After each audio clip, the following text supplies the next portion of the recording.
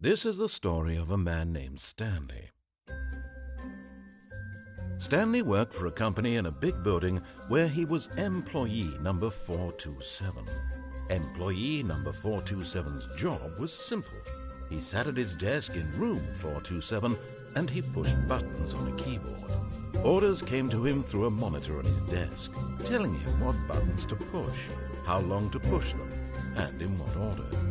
This is what employee 427 did every day of every month of every year. And although others might have considered it soul-rending, Stanley relished every moment that the orders came in, as though he had been made exactly for this job. And Stanley was happy. And then one day, something very peculiar happened. Something that would forever change Stanley. Something he would never quite forget. He had been at his desk for nearly an hour when he realized that not one single order had arrived on the monitor for him to follow. No one had showed up to give him instructions, call a meeting, or even say hi. Never in all his years at the company had this happened, this complete isolation. Something was very clearly wrong. Shocked, frozen solid, Stanley found himself unable to move for the longest time. But as he came to his wits and regained his senses, he got up from his desk and stepped out of his office.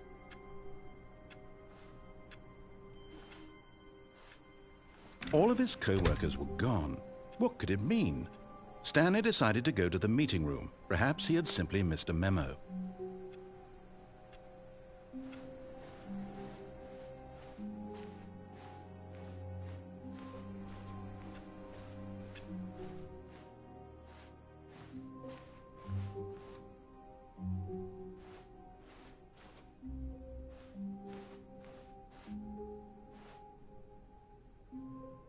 When Stanley came to a set of 2 open doors, he entered the door on his left.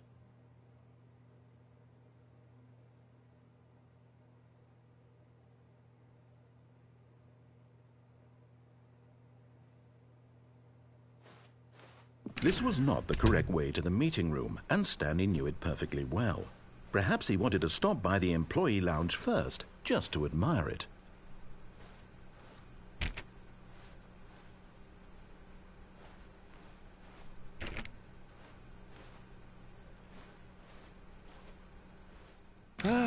Yes, truly a room worth admiring. It had really been worth the detour after all, just to spend a few moments here in this immaculate, beautifully constructed room. Stanley simply stood here, drinking it all in.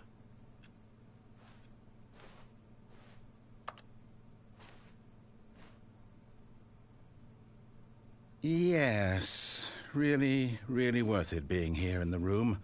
A room so utterly captivating that even though all your co-workers have mysteriously vanished, here you sit looking at these chairs and some paintings. Really worth it.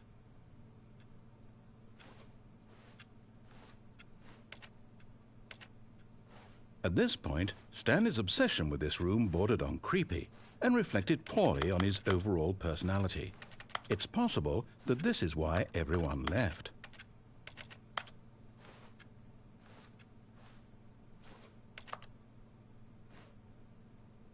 Stanley sat around waiting for more dialogue, but when a long time had passed and there was no more, he decided that the game was trying to send him a message.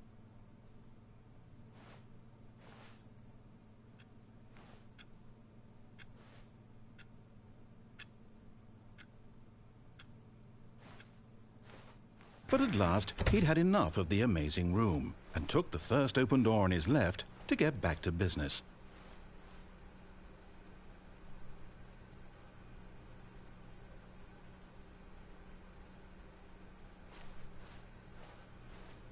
Stanley was so bad at following directions, it's incredible he wasn't fired years ago.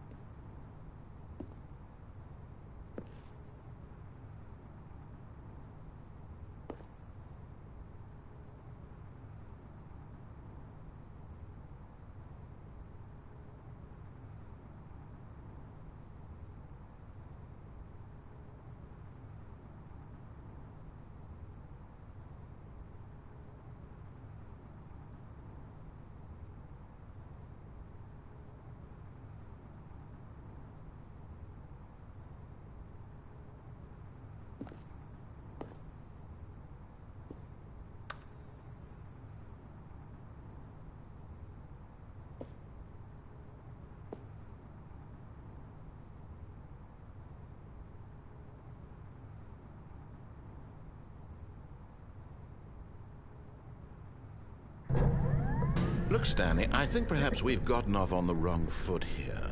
I'm not your enemy, really, I'm not. I realize that investing your trust in someone else can be difficult, but the fact is that the story has been about nothing but you all this time. There's someone you've been neglecting, Stanley. Someone you've forgotten about. Please, stop trying to make everyone... Really? I was in the middle of something. Do you have zero consideration for others? Are you that convinced that I want something bad to happen to you? Why, I don't know how to convince you of this, but I really do want to help you, to show you something beautiful. Look, let me prove it. Let me prove that I'm on your side. Give me a chance.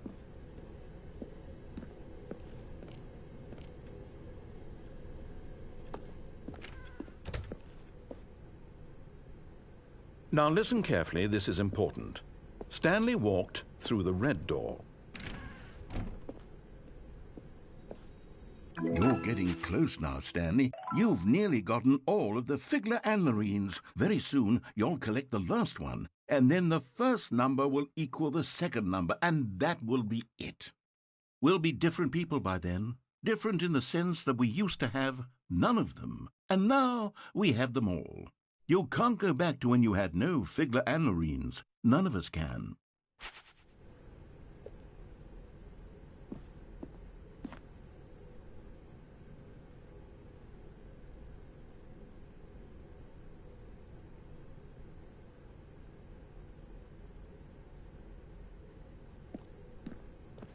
Aha, perhaps you misunderstood. Stanley walked through the red door.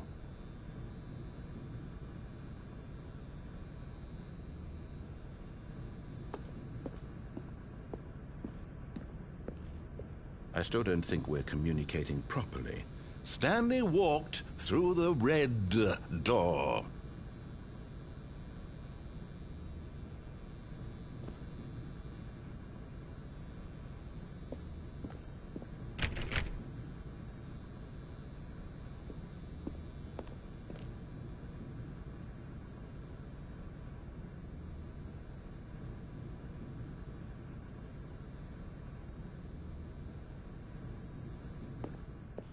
All right, fine. Go ahead, Stanley.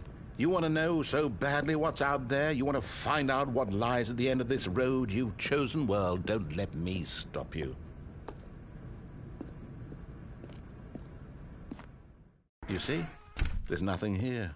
I haven't even finished building this section of the map because you were never supposed to be here in the first place. Broken rooms, exposed developer textures. Is this what you had wanted? Was it worth ruining the entire story I had written out specifically for you? Do you not think I put a lot of time into that? Because I did. And in the end, it was all for nothing. Because this is what you wanted to see. Help me here, Stanley. Help elucidate these strange and unknowable desires of yours. What would have made this game better? What did you want to see? Vehicles? Skill trees? Work with me. You've given me absolutely nothing so far. Tell you what. Let me take a stab in the dark at a new design, and you can give me some feedback. There we go. A third option. This already feels leaps ahead of where we were before. Go ahead, Stanley. Take it for a spin.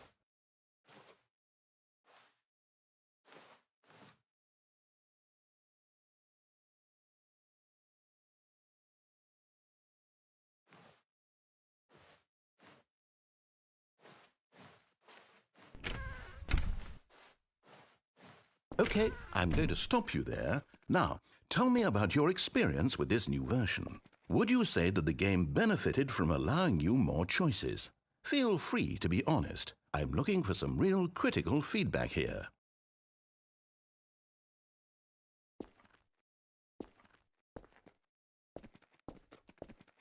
A 1? I mean, I can understand if you had reservations, you saw ways the game could be improved to more fully express itself mechanically and artistically, but a 1? That's not even helpful. What am I supposed to do with that? But I guess it isn't my place to judge. Here, based on the data from your previous playthrough, I've compiled a new version. And to be perfectly candid, I think I've knocked it out of the park with this one. Let's take a look.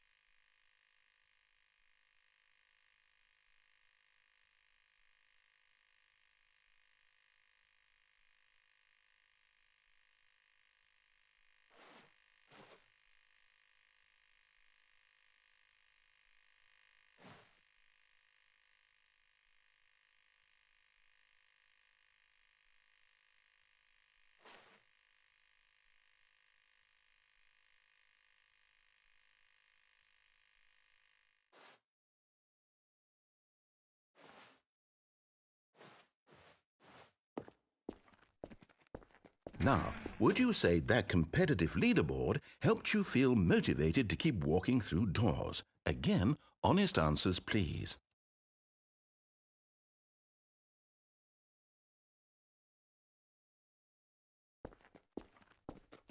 Hey, I nearly forgot. I've got a prototype of a new game I've been working on, and now would be a lovely opportunity to give it some playtesting.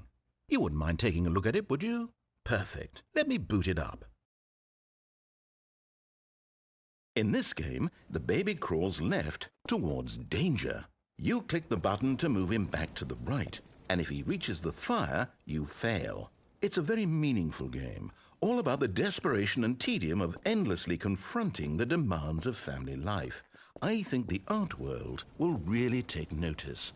But of course, the message of the game only becomes clear once you've been playing it for about 4 hours. So why don't you give it 4 hours of play to make sure it's effective? Be sure to keep notes on your experience.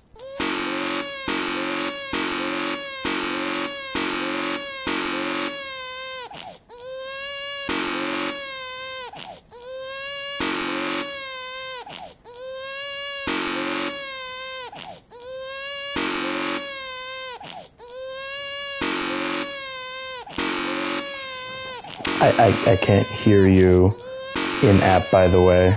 I can't hear you at all.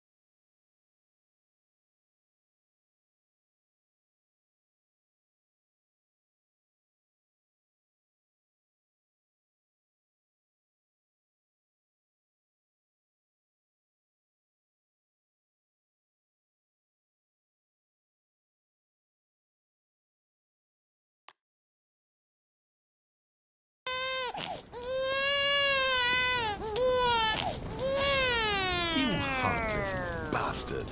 Did you do it because you hate babies or purely to spite me? Because if it's the latter, well, I don't know what to do. I'm completely out of ideas. I can't think of a single thing that might improve the experience for me. I'm not even going to try. I'm out. I'm done. It's over. Thank you for playing. Your input was extremely valuable. Oh, hey, since my game was so awful, why don't we play someone else's game? Just to ease the pain. Let's see. What do we have here? Yes, this seems like it'll work. Let's give it a shot.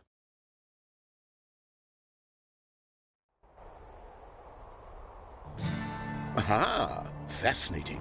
What do you think this game is about, Stanley? What's our backstory? What is our motivation? Well, it seems obvious to me that you are meant to play as a creepy man spying on innocent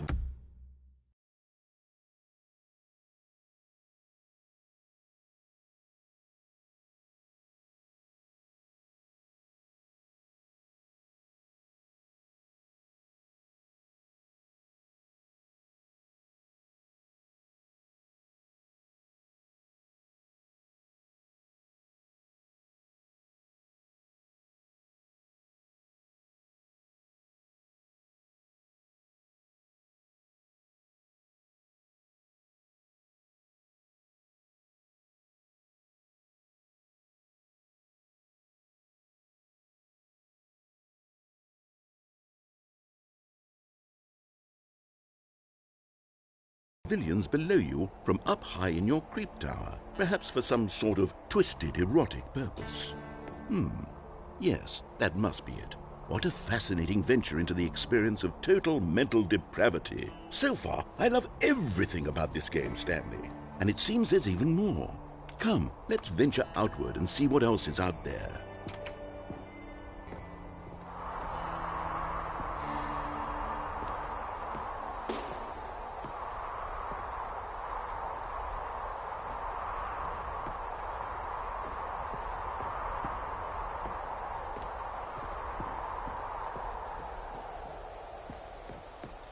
Oh, no.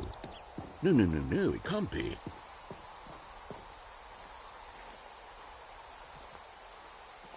It is. It's an open world game. Good God, quickly, block it off. Oh, thank goodness, Stanley. What a close call. You nearly wandered off into that thing. That big, open, just wandering around. No right or wrong directions. No path to follow. You can just go in any... Oh, thank heavens we avoided it. We're out of the woods now, Stanley. Okay, I'm going to get us out of here. Let's find another game. Preferably something with walls. Something with nice, big, insurmountable walls. Okay, I think this will be just the thing.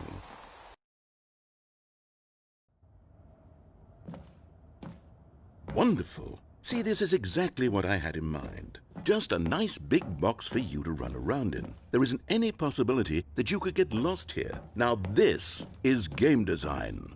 Stanley, if you manage to get lost in this game, I will be phenomenally impressed. Okay, so what exactly do we do here? Let's see. There are lots of cars here in the back, but obviously there's no racetrack. Okay, I'm seeing that there's a ball of some kind back here. Is this game sports ball? Stanley, I think it's sports ball. Oh, what fun. We shall run the bases and do a touchdown together? Yes, I think surely we must. Okay, Stanley, here's the ball. Have fun.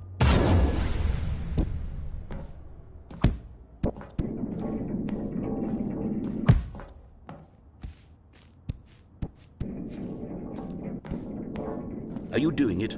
Are you winning? Is this fun? Is it better than my miserable little story that I worked so hard on? Stanley, I have a thought, and I realize I'm not a sportsologist, but if one ball generates a certain amount of raw adrenal pleasure, then surely multiple balls makes for an even more euphoric sports experience. I'm going to try it out. Here comes another ball. Yes! Oh, goodness, that really does feel amazing, doesn't it? Stanley, I'm like a child in a confectionery shop. I simply have to have more. I'm insatiable. More balls!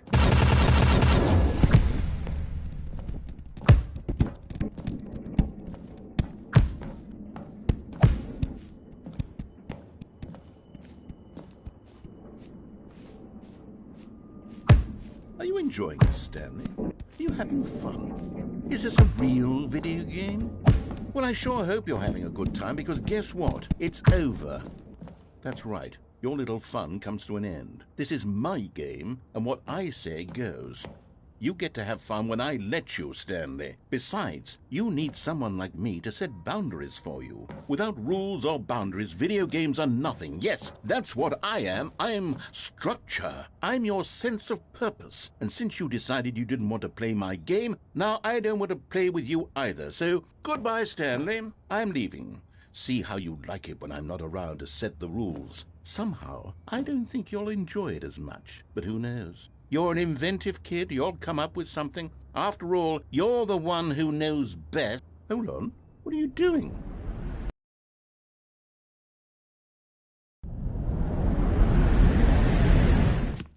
Stanley, don't do that. I can't follow you there. I can't help you. How will you write a story without me? You can't do it. You know that. Stanley, come back.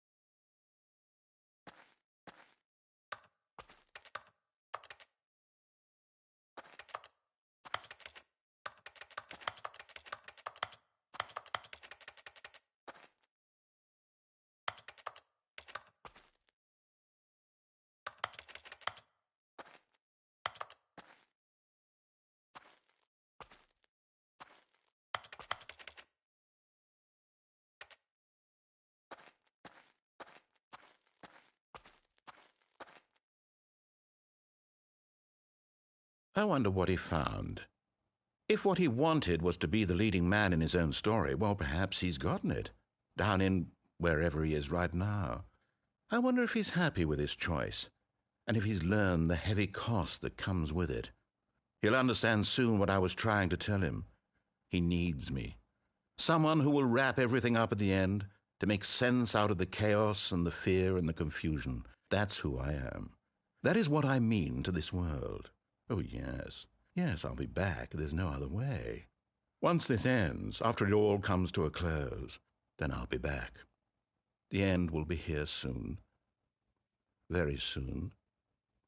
I can wait.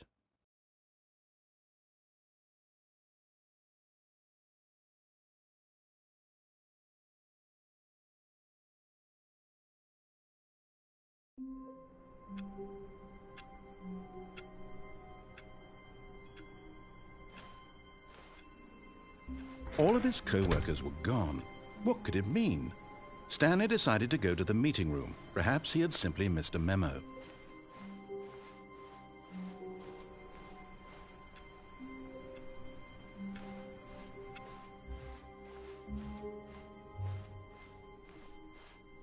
When Stanley came to a set of 2 open doors, he entered the door on his left.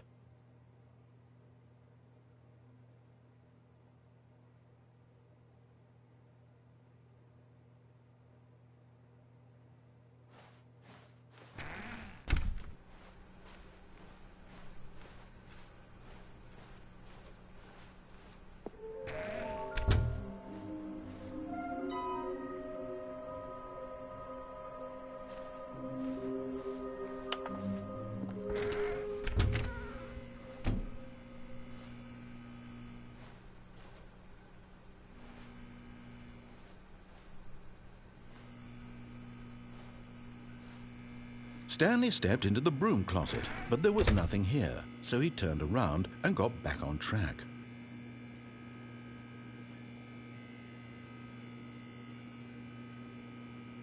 There was nothing here. No choice to make, no path to follow, just an empty broom closet.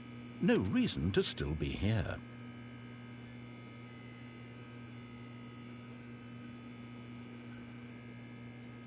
It was baffling that Stanley was still just sitting in the broom closet.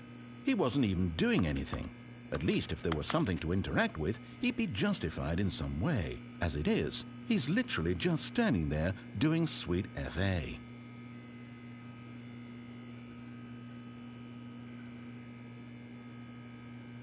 Are you really still in the broom closet? Standing around doing nothing? Why? Please offer me some explanation here. I'm genuinely confused.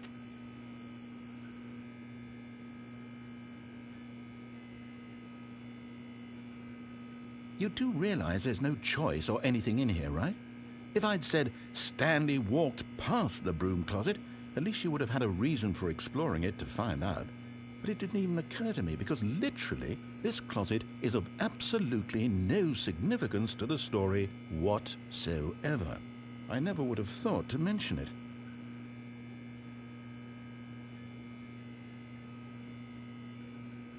Maybe to you this is somehow its own branching path. Maybe when you go talk about this with your friends, you'll say, "Oh, did you get the broom closet ending? The broom closet ending was my favorite." I hope your friends find this concerning.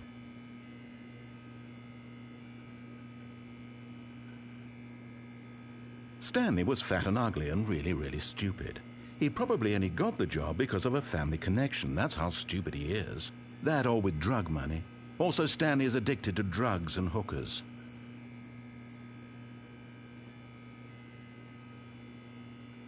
Well, I've come to a very definite conclusion about what's going on right now. You're dead. You got to this broom closet, explored it a bit, and were just about to leave because there's nothing here, when a physical malady of some sort shut down your central nervous system and you collapsed in front of your screen. Well, in a situation like this, the responsible thing is to alert someone nearby so as to ensure that your body is taken care of before it begins to decompose. Hello? Anyone who happens to be nearby? The person at this computer is dead. They have fallen prey to any number of your countless human physiological vulnerabilities. It's indicative of the long-term sustainability of your species. Please remove their corpse from the area and instruct another human to take their place, making sure they understand basic first-person video game mechanics and filling them in on the history of narrative tropes in video gaming, so that the irony and insightful commentary of this game is not lost on them. All right, when you've done that, just step out into the hallway.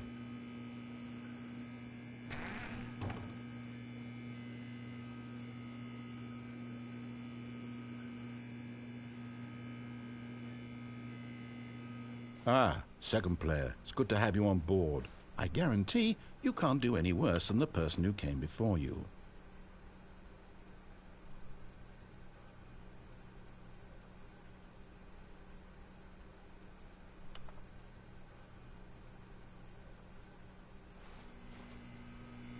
You too?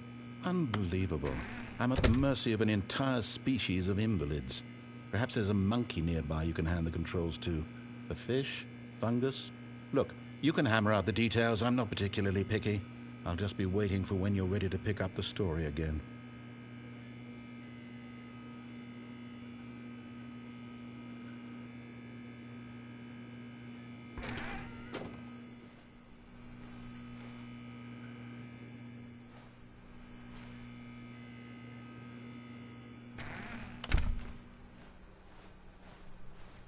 Coming to a staircase, Stanley walked upstairs to his boss's office.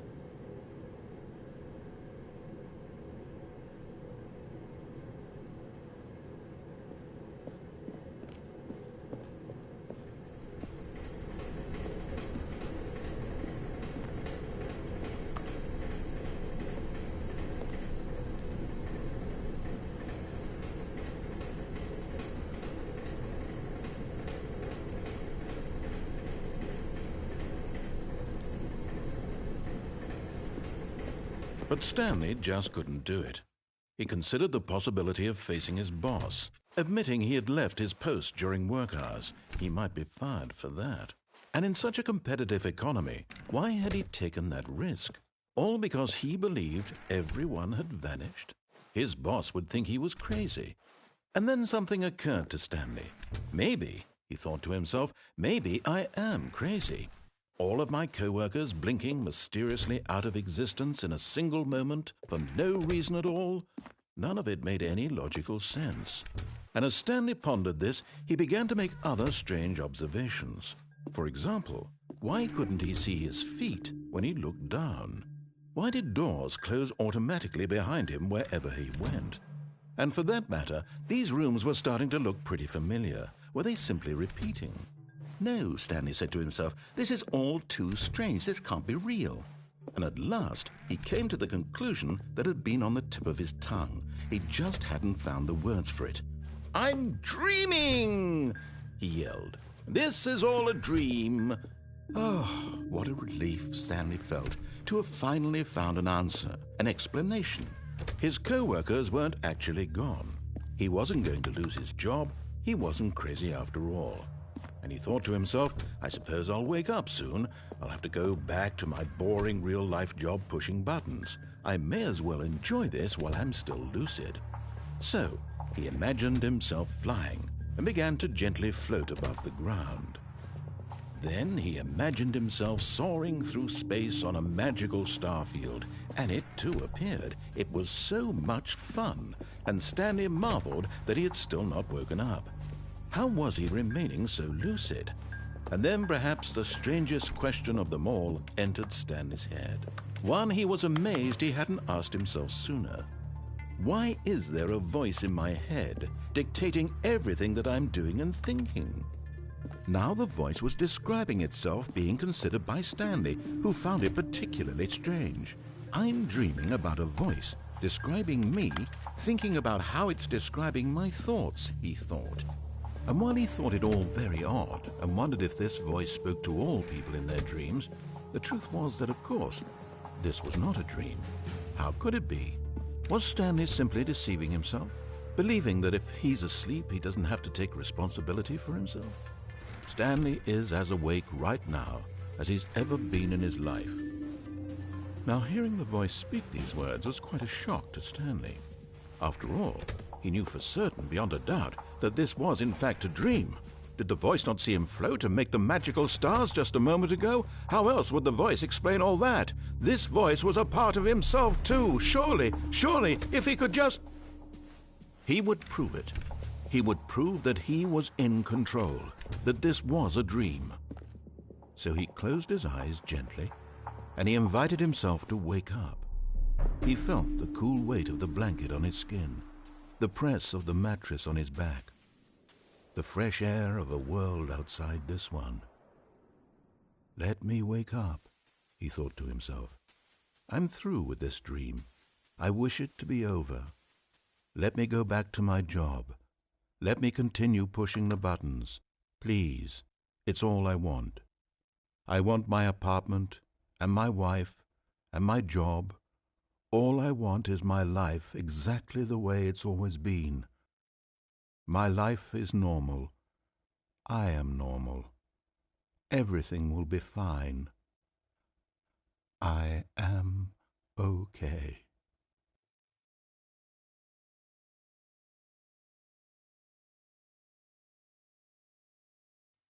Stanley began screaming. Please, someone, wake me up. My name is Stanley.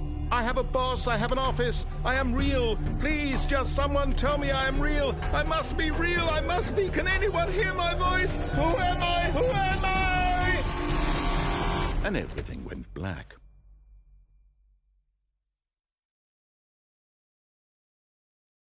This is the story of a woman named Mariella. Mariella woke up on a day like any other. She arose, got dressed, gathered her belongings, and walked to her place of work. But on this particular day, her walk was interrupted by the body of a man who had stumbled through town talking and screaming to himself, and then collapsed dead on the sidewalk. And although she would soon turn to go call for an ambulance, for just a few brief moments she considered the strange man. He was obviously crazy. This much she knew. Everyone knows what crazy people look like. And in that moment, she thought to herself how lucky she was to be normal. I am sane. I am in control of my mind. I know what is real and what isn't. It was comforting to think this, and in a certain way, seeing this man made her feel better. But then she remembered the meeting she had scheduled for that day, the very important people whose impressions of her would affect her career, and by extension, the rest of her life. She had no time for this, so it was only a moment that she stood there, staring down at the body. And then she turned and ran.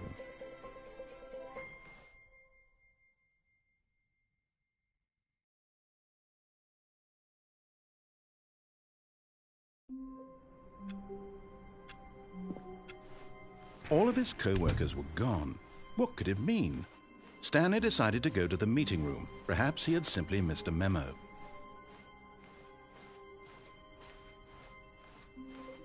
When Stanley came to a set of 2 open doors, he entered the door on his left.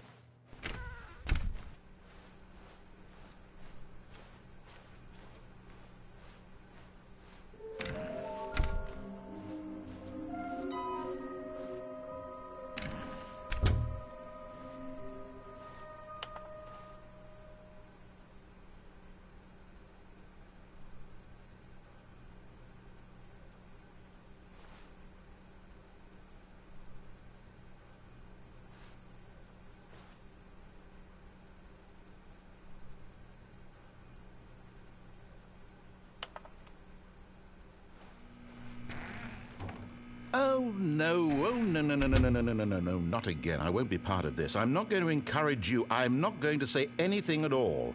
I'm just going to be patient and wait for you to finish whatever it is you enjoy doing so much in this room. Please take your time.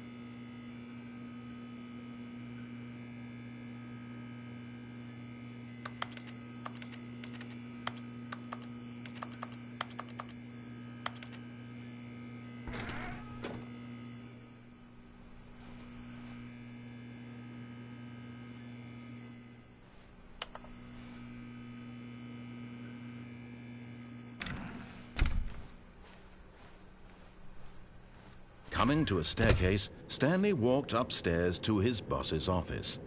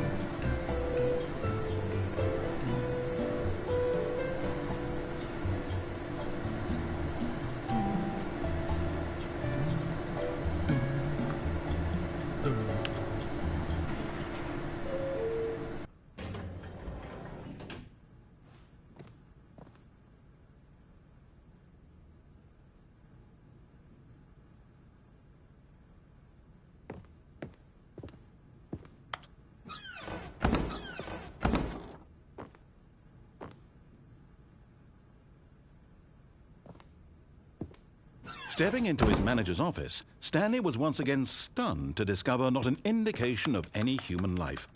Shocked, unraveled, Stanley wondered in disbelief who orchestrated this. What dark secret was being held from him?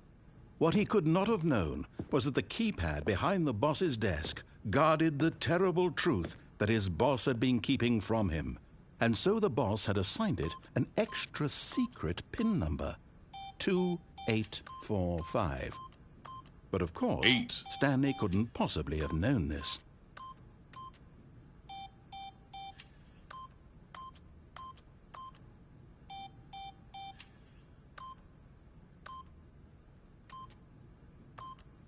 Yet incredibly, by simply pushing random buttons on the keypad, Stanley happened to input the correct code by sheer luck. Amazing. He stepped into the newly opened passageway.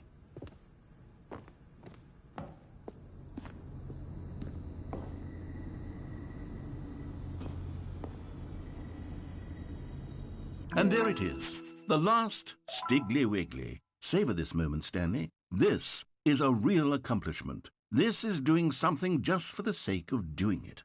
Where so many people expect to be rewarded for the most trivial achievements, you've insisted that a job well done is its own reward. I would tell you that I'm proud of you for collecting them all, but that would be like a reward, and we can't have that. So, instead I'll just say, it's done. We're all done here, and now we can go to whatever the hell you were doing before you hunted for figurines.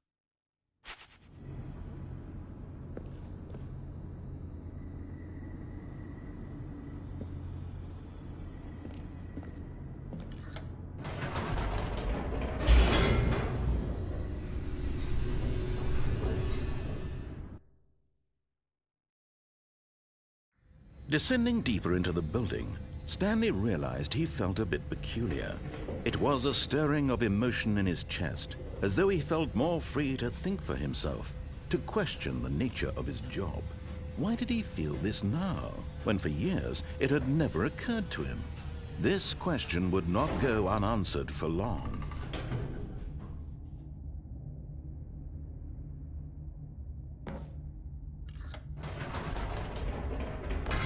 Whoops, nope, never mind. Stanley actually got back into the elevator and went back up. Silly me. Why did Stanley do that when he knew that it would just lead back to his boss's office? Well, that's a great question. I just can't wait to find out.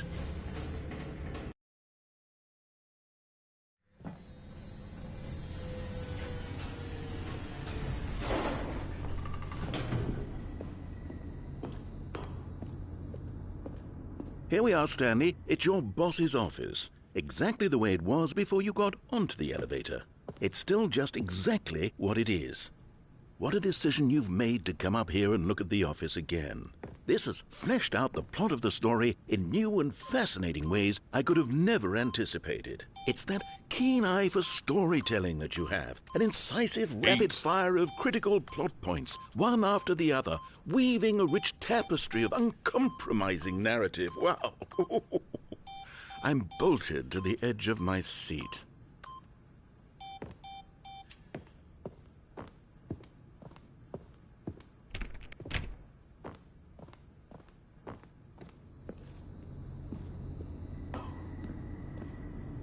Incredible. Now he's getting back into the elevator and going down again.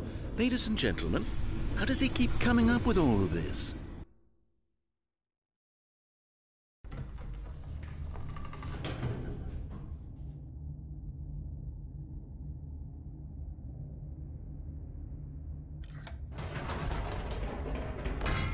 Did you think we were going to go forward down the spooky corridor? No.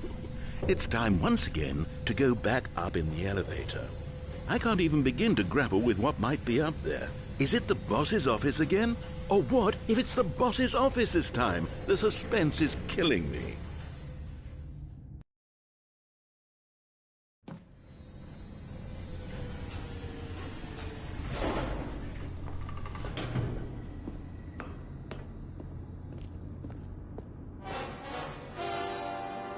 Oh my God, it's the boss's office.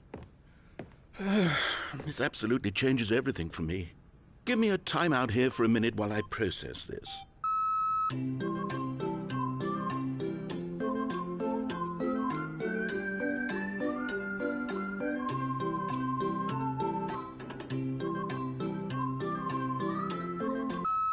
Okay, I'm ready. I'm prepared to embrace this stunning revelation and to move forward with... No, wait.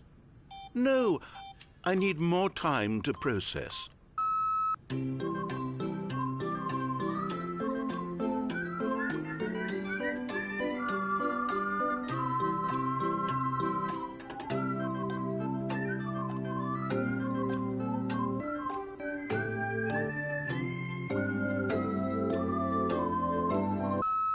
All right, I have fully come to terms with it.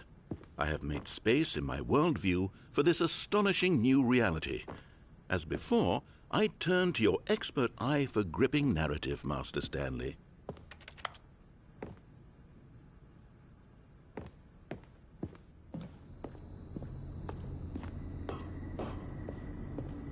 Of course, going back down in the elevator. How did I not anticipate it? I mean, sure, now it's obvious, but you have to understand that 30 seconds ago, this kind of thing had never been attempted before. I had no frame of reference to even anticipate it. That's just how revelatory Stanley's decision-making is. A breath of fresh air in a landscape of storytelling that has grown stale and repetitive.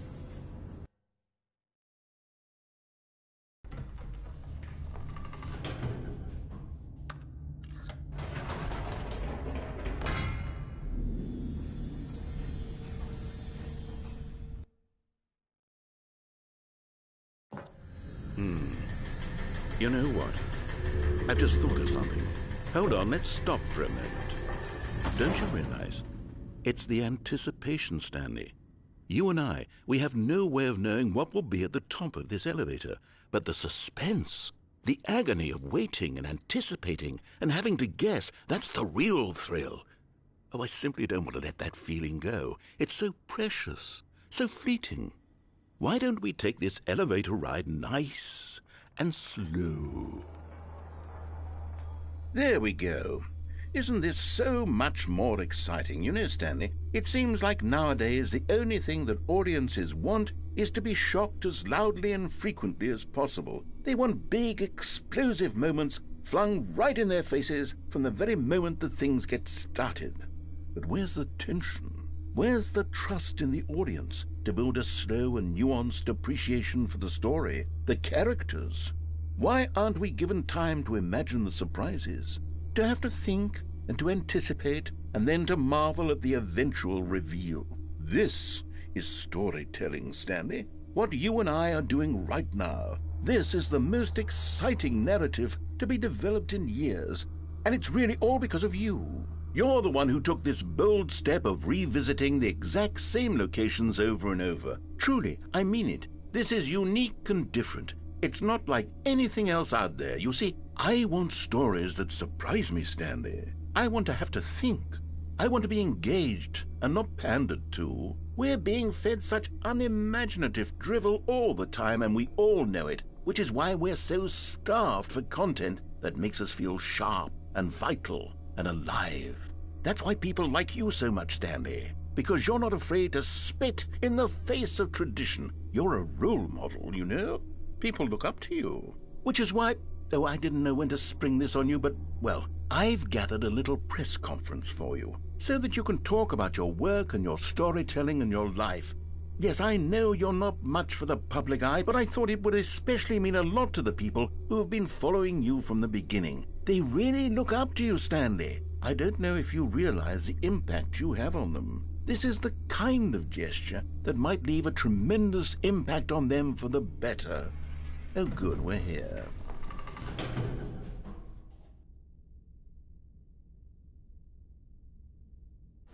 Okay, the room where we're holding the press conference should be just around the corner here somewhere.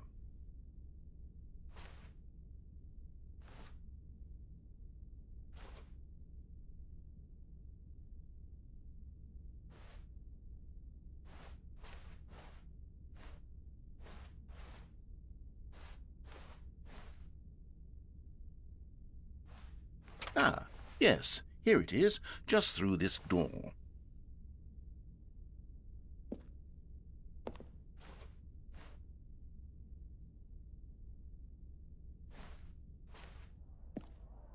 All right, are you ready? I've told them you're going to speak a little bit about the nature of surprise in storytelling and what it means to craft a truly unpredictable narrative. Oh, don't worry, you'll do great. Just be yourself and speak from the heart.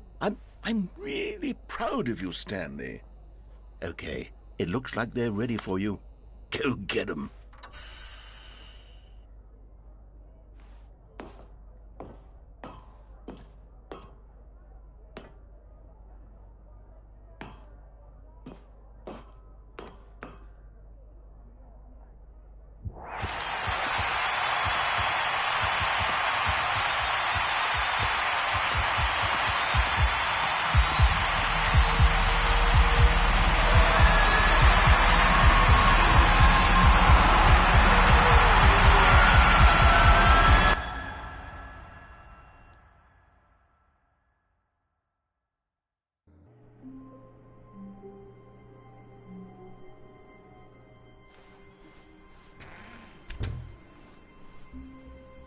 Stanley, I'm sorry, but I have to put a pause on things. It's those figurines, those figglers. I haven't stopped thinking about them since you nabbed every last one. Wasn't it just the most intrinsically fulfilling moment of your entire life? Didn't it fill you to the brim with inner richness? Yes, I know we're supposed to be telling a story, but won't you please indulge me with one more trip back to the memory zone? I would love nothing more than to revisit the figurines. Just one more time.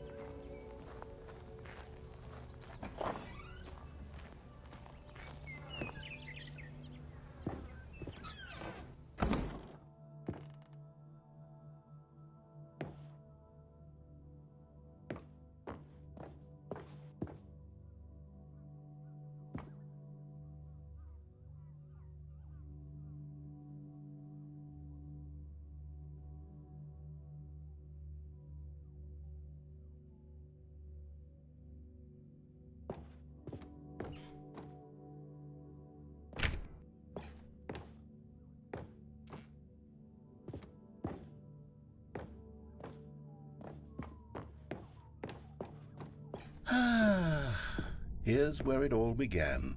The first collectible. Back then, we had no idea of how many of them we'd find. Sure, it said 6 right there on the screen, but how could we know for certain? We were so innocent. We'll never be like that again, Stanley.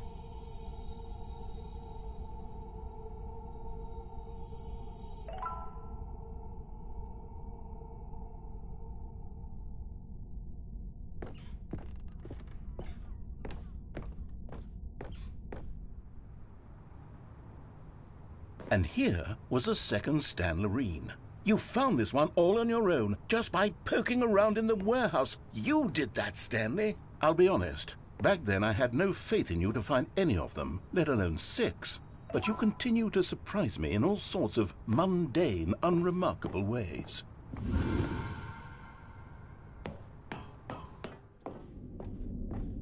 Okay, let's do a little quiz. Which of these rooms was the room you found your third mini Stan? Can you remember?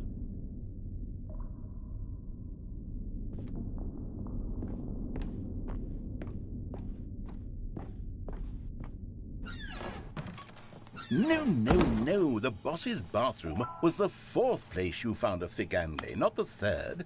Well, I guess perhaps I shouldn't be surprised. Memories like these are so precious and so cherished that they all just sort of blend together, don't they? You know what? If the boss's bathroom feels like the 3rd place you found a collectible, then who am I to go making judgments?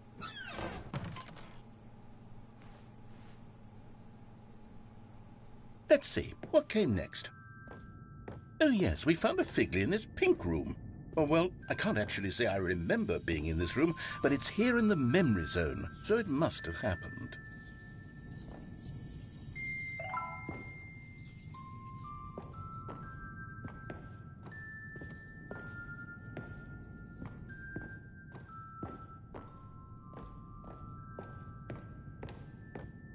This was the 5th mini Stan, and this one was really something special. It was by the red and blue doors. I remember it so clearly.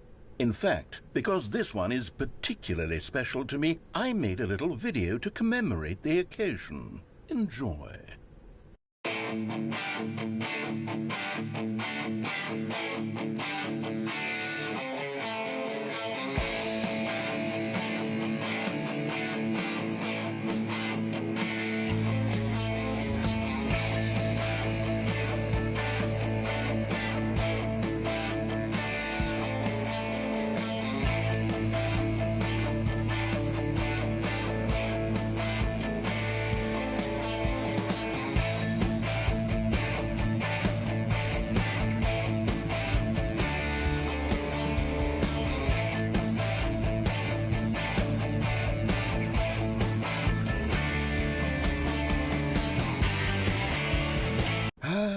Takes you back, doesn't it? I spent a lot of time making that video, but it was 8 minutes I wouldn't have spent on anything else.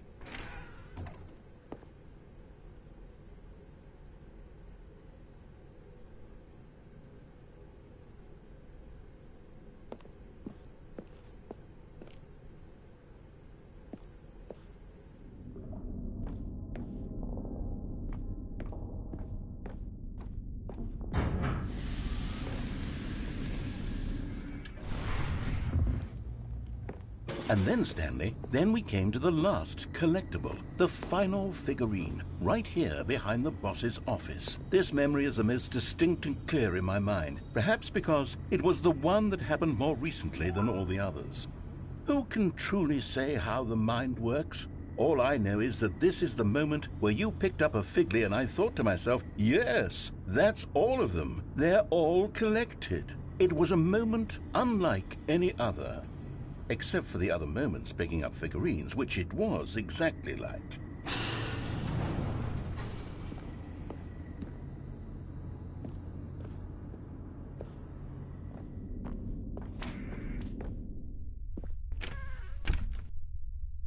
And then there was no more, because we've caught up to the present moment. Nothing left to do but move onward into the future. Goodbye, memory zone.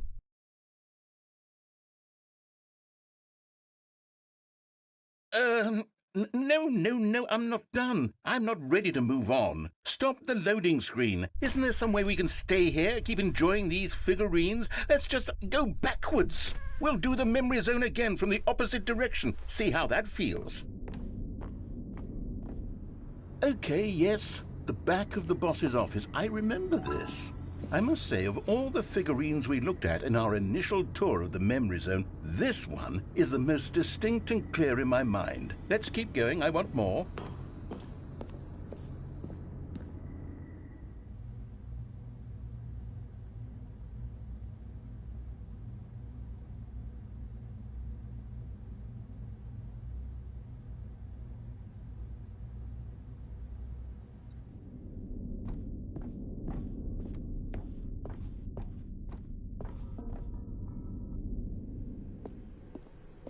And here's where I made that video. Don't you remember the video we watched?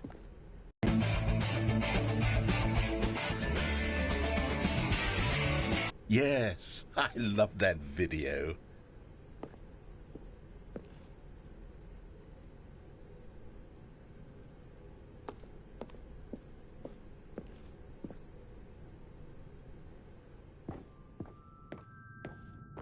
Still don't remember the pink room, Stanley. Still no memory of this one. Good room, though. A solid room.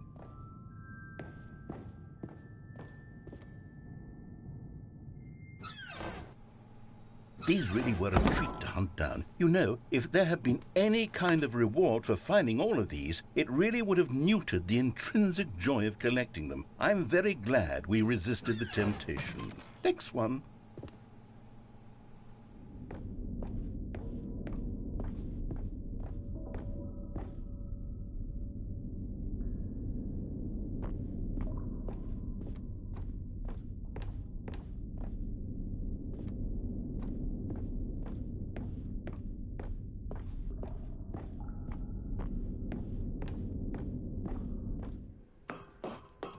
This was our second Figley. Don't you remember? Yes, I remember it too. The past is truly a wonderful thing. Why does anyone ever choose to leave it? Keep going.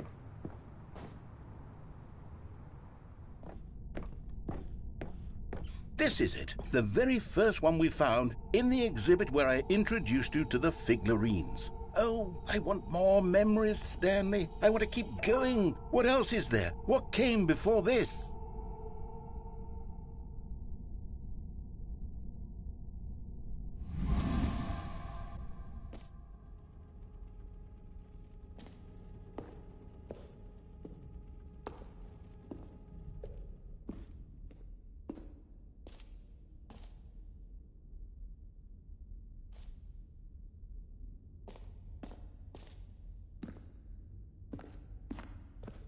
Look, it's the terrible new content that we were originally sold on.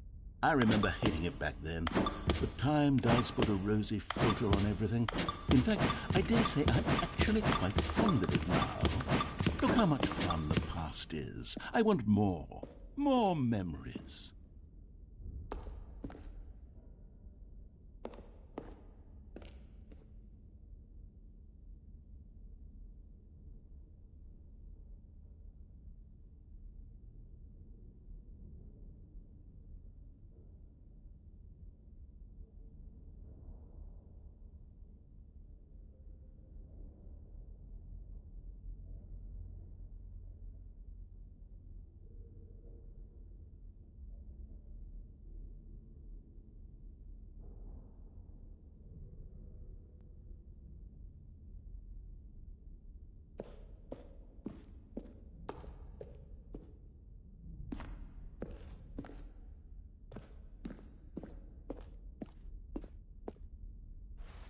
Oh, yes, the two doors. Who could have forgotten that? A classic memory, this one.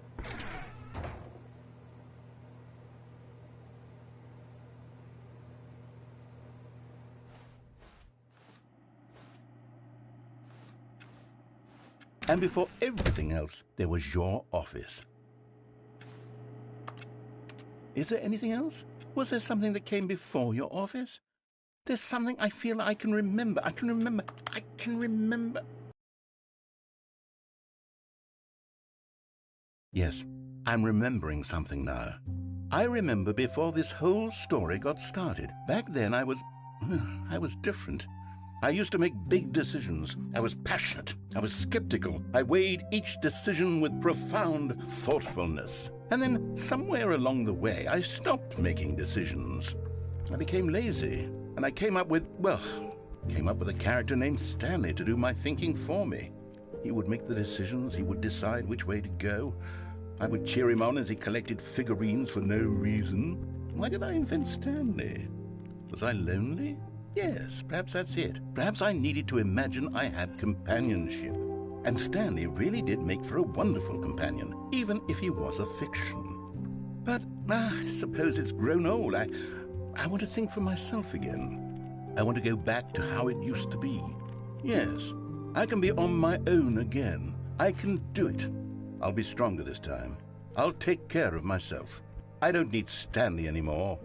Oh, but he truly was so much fun to play with. You know what? Since we're in the memory zone, how about one more good memory? Let's go back just once and give Stanley one more run of the office, and then I'll retire him for good. I did enjoy telling his story so very much. Okay, here we go. This is the story of a man named Stanley.